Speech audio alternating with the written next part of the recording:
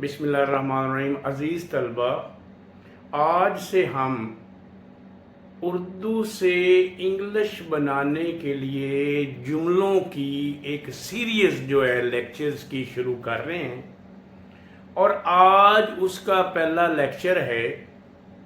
आप हर एक लेक्चर को फॉलो करेंगे तो इंशाअल्लाह ये जो 15 लेक्चर की सीरीज़ है इससे आपको ये जो टेंसेस हैं इनको समझने में आसानी रहेगी और आप जुमलों को इंतहाई आसानी के साथ जो है वो बना सकेंगे।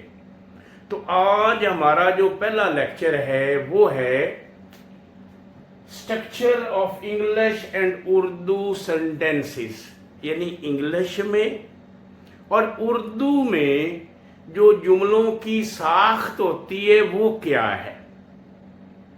यहां पे मैंने एक जुमला लिखा है, गौर फरमाइए। मैं किताब पढ़ता हूं, मैं किताब पढ़ता हूं, और इधर जो है आई रीड ए बुक।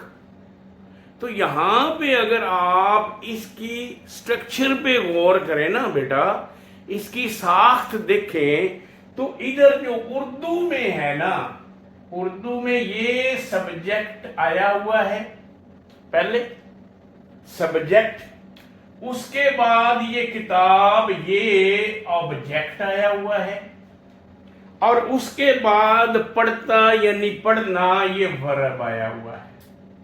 तो जो उर्दू में बेसिकली तरतीब है ना, जो स्ट्रक्चर है फिक्रे की, वो आपने ज़हन में बिठानी है कि उर्दू में पहले सब्जेक्ट होता है, फिर ऑब्जेक्ट होता है, फिर वर्ब होता है।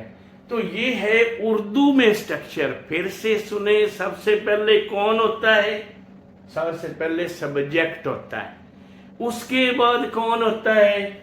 उसके बाद ऑब्जेक्ट होता है, और उसके बाद कौन होता है? उसके बाद वर्ब यानी फेल होता है।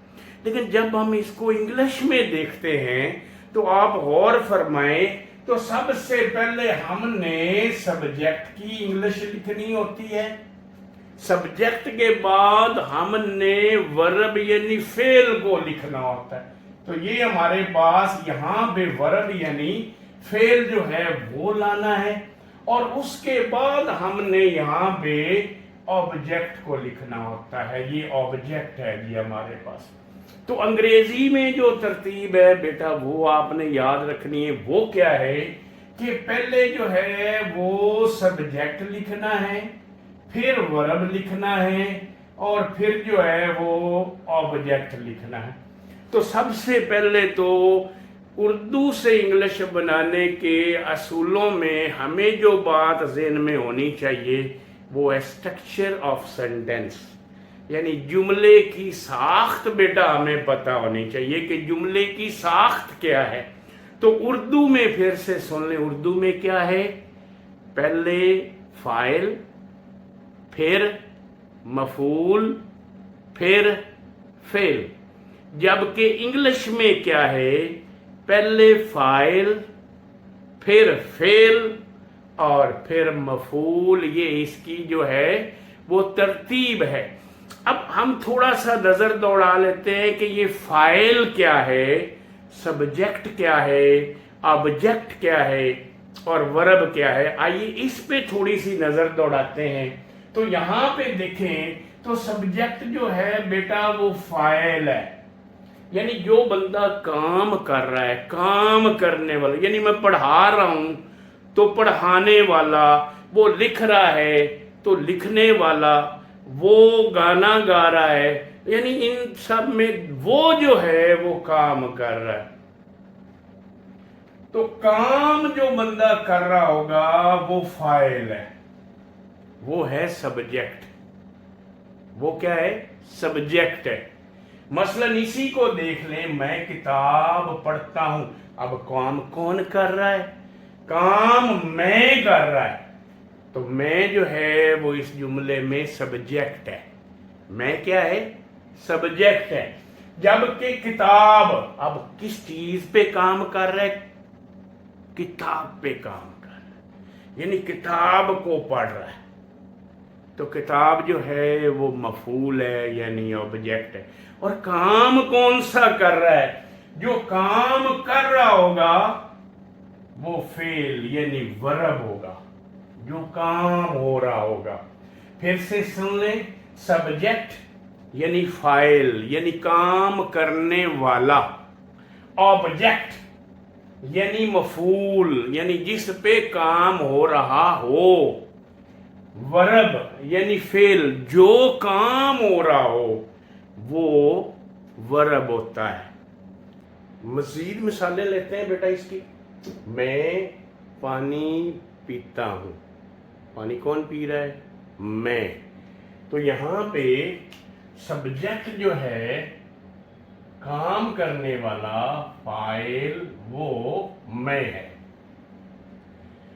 अब काम किस पे हो रहा है? क्या चीज पी जा रही है? वो क्या है? वो है पानी।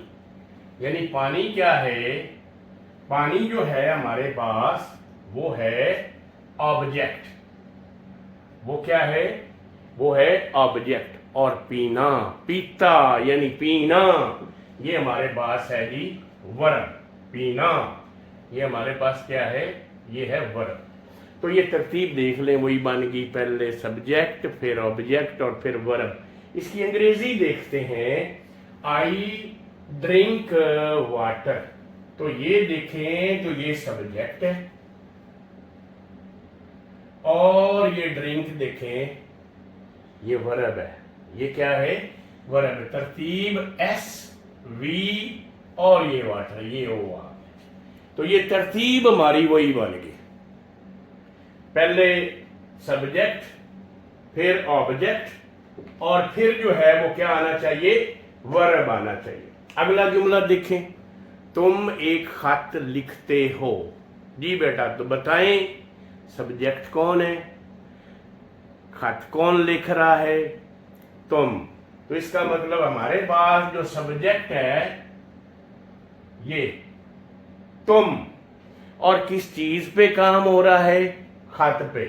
तो खत जो है वो ऑब्जेक्ट, ये सब्जेक्ट, ये ऑब्जेक्ट और लिखना, हमारे पास ये जो लिखना है ये आ गया जी वर्ब। ये क्या आ गया? वर्ब। ये सब्जेक्ट, ऑब्जेक्ट और ये वर्ब। यू, ये आ गया हमारे पास सब्जेक्ट जो काम कर रहा है। और कौन सा काम कर रहा है? लेटर लिख रहा है। तो ये खत जो है ये हमारे पास क्या आ गया? ये आ गया हमारे पास ऑब्जेक्ट। ये क्या है?